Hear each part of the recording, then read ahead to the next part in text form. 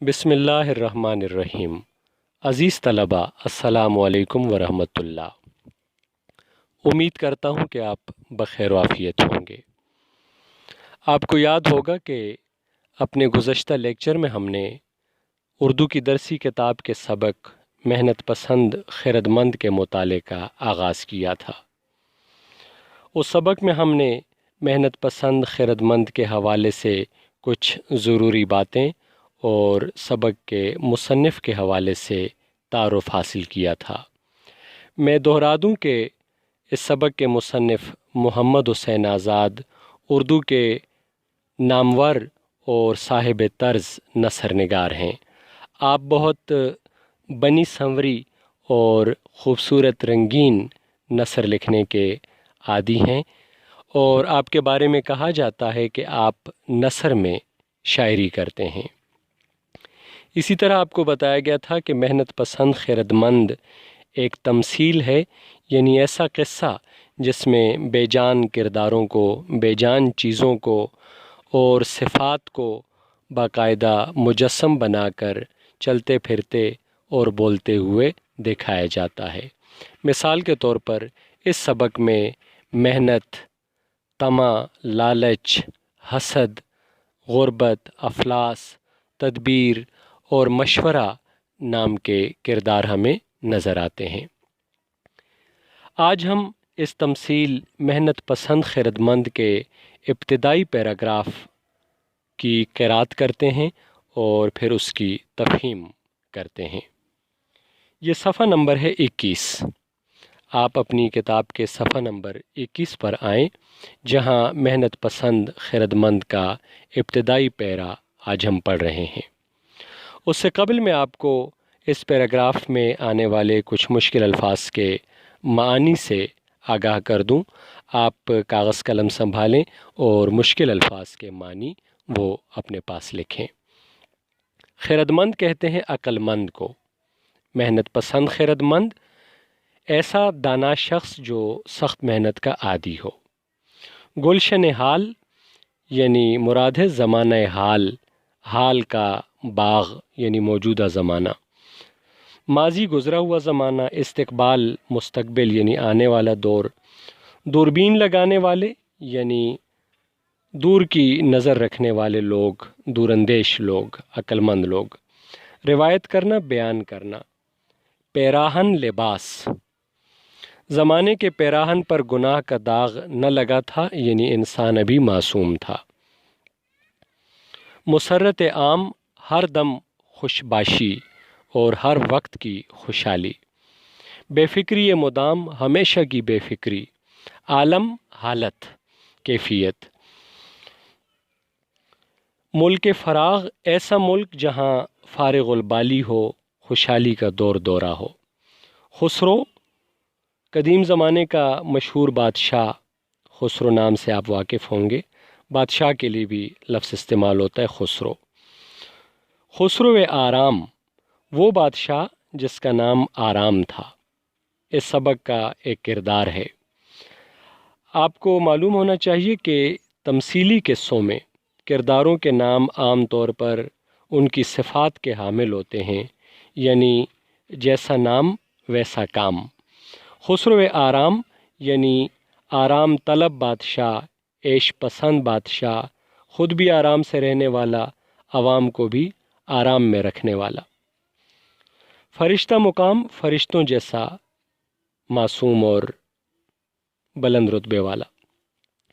رعیت رعایا، خراج یا باج، خراج باج کے معنی ٹیکس، محصول، لگان، وہ رقم جو عوام بادشاہ کو دیں اس کو خراج کہتے ہیں۔ یہ ہم معنی لفظ ہیں خراج اور باج۔ اطاعت حکم ماننا، آرام کے بندے، آرام کے عادی لوگ۔ گلزار باغ، گلگشت کرنا، باغ کی سیر کرنا۔ لوٹتے تھے زمین پر لڑکتے تھے، جانور خوشی میں زمین پر لوٹتے ہیں اور کلیل کرتے ہیں۔ آب حیات ایک چشمہ جس کے پانی کے بارے میں مشہور ہے کہ اسے پی لینے والے کو موت نہیں آتی۔ یہ ایک مشہور تلمیح ہے آب حیات۔ صدا کے معنی ہمیشہ آتش خانہ مکان یا مکان میں وہ کمرہ جہاں سردیوں میں آگ جلا کر کوئلے جلا کر مکان کو گرم رکھا جائے، آتش خانہ۔ موافق پڑھنا راس آنا، جاڑا سردی، رفیق ساتھی، چن دیتی تھی ترتیب سے لگا دیتی تھی۔ مفرخ فرحت بخش خوشی دینے والا۔ صبا اور نسیم یہ صبح کی تازہ ہوا کو کہتے ہیں، باد صبا باد نسیم۔ شمیم خوشبو۔ چہچہے اور زمزمے یعنی پرندوں کے نغمے۔ چرند پرندے نہیں، چرند چرنے والے جانور اور پرند اڑنے والے پرندے۔ کلیل کرنا خوشی سے اچھلنا کودنا، خاص طور پر جانوروں کا خوشی سے لوٹنا چھلانگے مارنا، اس کو کہتے ہیں کلیل کرنا۔ غلیل کے وزن پر کلیل، ٹھیک ہے نا۔ ایک محاورہ ہے، کلیل میں غلیل پڑنا یعنی رنگ میں بھنگ پڑنا۔ جھرمٹ ہلکا گرو، جھرمٹ۔ بہتات کثرت فراوانی۔ فارغ البال بے فکر آزاد۔ تو یہ رہا پہلا پیراگراف اور اس کے کچھ مشکل الفاظ کے معنی۔ میں اس پیراگراف کی قرأت آپ کے لیے کر لیتا ہوں اور اس کے بعد اس کی کچھ تفہیم کرتے ہیں۔ صفحہ نمبر 21۔ محنت پسند خرد مند۔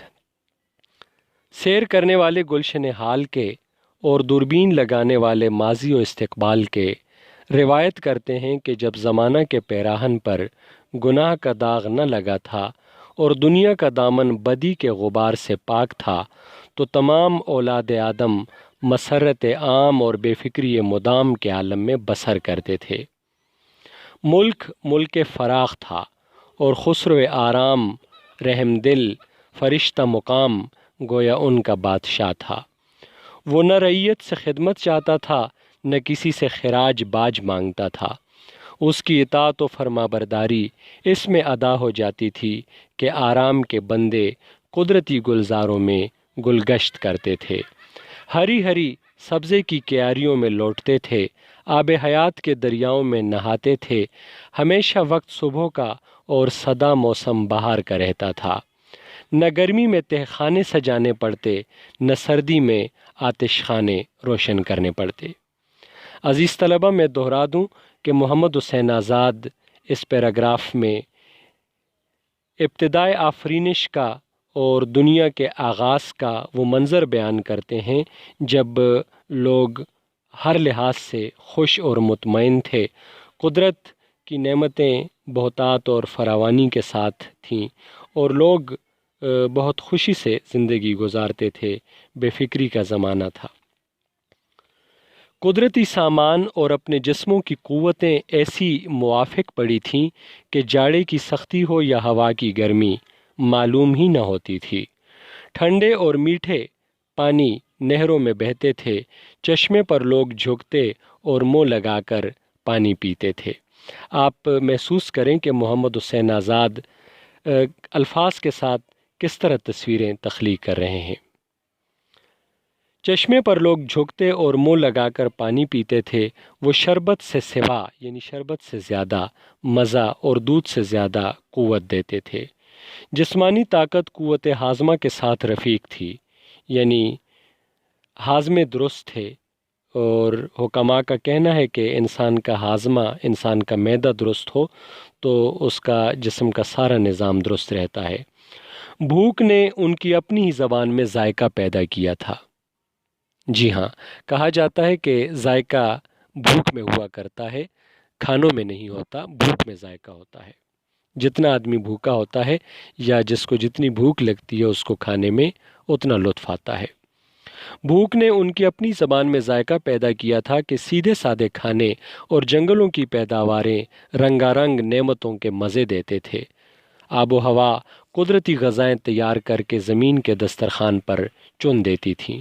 مصنف نے زمین کو دسترخوان کہا اور آب و ہوا جو قدرتی غذائیں تیار کرتی ہے ان کو زمین کے دسترخوان پر چن دیتی ہے۔ یہ کھانے ہزار مقوی اور مفرح کھانے کے یعنی یہ نعمتیں ہزار مقوی اور مفرق کھانے کے کام دیتی تھیں۔ مقوی قوت دینے والی، مفرق فرحت اور خوشی دینے والی۔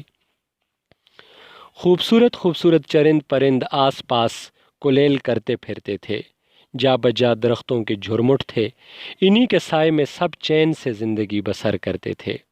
یہ عیش و آرام کے قدرتی سامان اس بہتات سے تھے، یعنی کثرت سے تھے، کہ ایک شخص کی فراوانی سے دوسرے کے لیے کمی نہ ہوتی تھی۔ کسی ایک کو اگر زیادہ نعمتیں حاصل تھیں تو کسی دوسرے کو اس سے کوئی تکلیف نہیں تھی، اور کسی طرح ایک دوسرے کو رنج نہ پہنچتا تھا، یعنی لوگوں کے دلوں میں ایک دوسرے کے لیے کوئی حسد، بغض اور کینہ نہیں تھا۔ سب کی طبیعتیں خوشی سے مالا مال اور دل فارغ البال تھے۔ یہاں یہ پیرا مکمل ہوا۔ عزیز طلبہ، آپ نے اس پیراگراف کو سنتے ہوئے پڑھتے ہوئے محسوس کیا ہوگا کہ بھائی زمین پر، ہماری اس دنیا پر ایک ایسا وقت بھی گزرا ہے جب یہ 100% گویا جنت کا نمونہ تھا۔ یونان کے مشہور حکیم اور عقلمند انسان سقراط نے ایک مقام پر کہا تھا کہ اگر اس دنیا کے لوگ، دنیا کے رہنے والے، وہ حقیقی معنوں میں ایک دوسرے کے غمخوار بن جائیں تو دنیا والوں کو کسی اور جنت کی ضرورت نہیں۔ یعنی اگر لوگ محبت سے رہنے لگیں اور کسی کو کسی سے کوئی دشمنی اور حسد نہ ہو تو یہ دنیا ہی جنت بن جائے۔ آج دنیا میں جتنے مسائل ہیں وہ اسی وجہ سے ہے کہ انسان لالچ کا شکار ہے، ممالک آپس میں ایک دوسرے کے ساتھ دشمنی رکھتے ہیں، اور اسی کیفیت کی وجہ سے یہ دنیا اس وقت یہاں پر زندگی اتنی دشوار ہو گئی ہے۔